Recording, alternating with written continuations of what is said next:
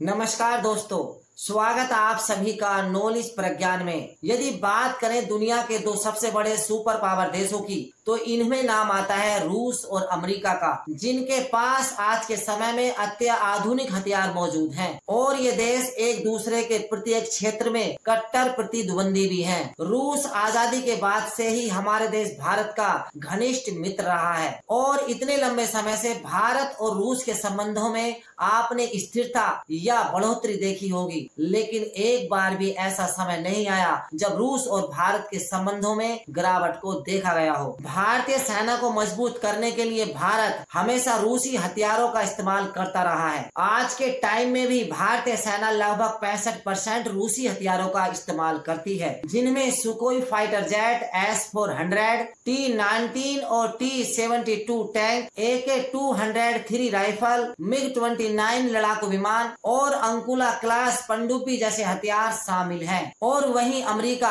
भारत को अपने हथियार देने से हमेशा परहेज करता रहा, जबकि पाकिस्तान को अपने हथियार हमेशा प्रोवाइड कराता रहा। परंतु पिछले कुछ सालों में भारत के संबंध अमेरिका से काफी बेहतर हुए हैं। इन संबंधों की मजबूती को आप इस बात से समझ सकते हैं कि पिछले कुछ समय से अमेरिका हमारे देश भारत को अपने लीथल हथियार चिनूक और अपाचे हेलीकॉप्टर, MQ-98 ड्रोन दे चुका है। हालांकि इन ड्रोनों की डिलीवरी अभी बाकी है और आगे भी दुनिया के सबसे खतरनाक फाइटर जेट F-22 और F-35 को भारत को देने के लिए तैयार है। रूस से जो देश एयर डिफेंस सिस्टम S-400 और ईरान से जो देश तेल लेते हैं, अमेरिका उन देशों पर अपने काष्ठा प्रतिबंध लगा देता है। लेकिन इन दोनों ही देशों से भारत के इन दोनों चीजों को खरीदने पर अमेरिका भारत पर कोई भी प्रतिबंध नहीं लगाता। हालांकि अमेरिका भारत के हथियारों की निर्भरता को रूस से खत्म करने के लिए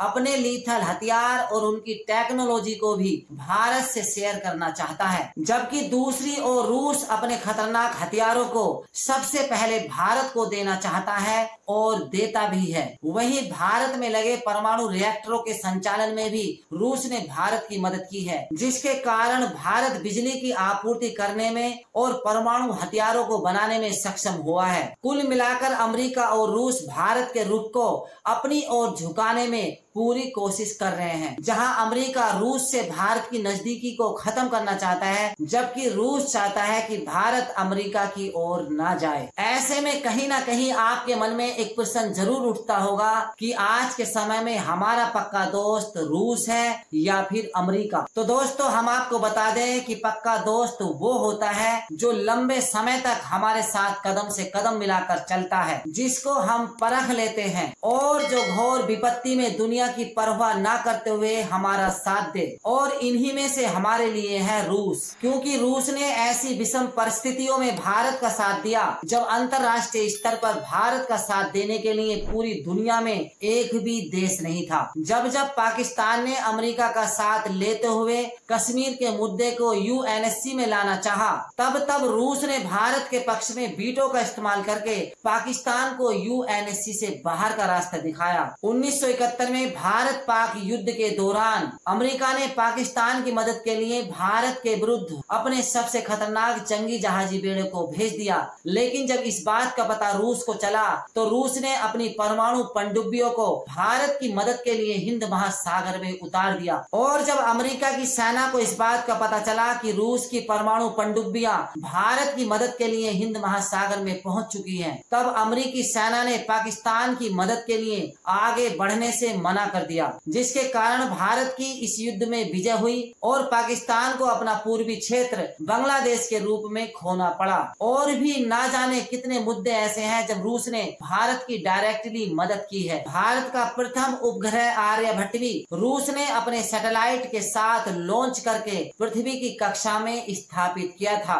आपको ये मानना पड़ेगा कि आज का भारत जो मजबूती के साथ अपने पैरों पर खड़ा है, उसमें एक बहुत बड़ा योगदान रूस का है। दोस्तों, अब बात कर लेते हैं एक ऐसे दोस्त की जो चमक धमक के साथ 2-4 दिन पहले ही तुम्हारे पास आता है और तुमसे हाथ मिलाता है और कहता है कि मैं अब तुम्हारा पक्का दोस्त बन गया हूँ, तुम्हें किसी प्रकार की चिंता करने की आवश्यकता नहीं है, क्योंकि विषम परिस्थितियों में मैं तुम्हारा साथ दूंगा और तुम्हें अब पिछले दोस्तों की आवश्यकता नहीं है उन्हें भूल जाओ क्योंकि अब मैं तुम्हारा पक्का दोस्त बन चुका हूँ। तो दोस्तों ये कंडीशन है आज के समय में भारत के प्रति अमेरिका की। वो अमेरिका जो कश्मीरी मुद्दे पर हमेशा पाकिस्तान का साथ देता रहा, पैटेंट टैंक और F-16 फाइटर जेट जैसे हथियारों को भारत के विरुद्ध देता रहा, जिसने कभी भी आतंकवाद का विरोध नहीं किया बल्कि उल्टा पाकिस्तान को फंड देता रहा और पाकिस्तान इस फंड का इस्तेमाल आतंकवादी गतिविधियों में करता रहा। लेकिन जब अलकायदा ने अमेरिका के वर्ल्ड ट्रेड सेंटर पर हमला कर दिया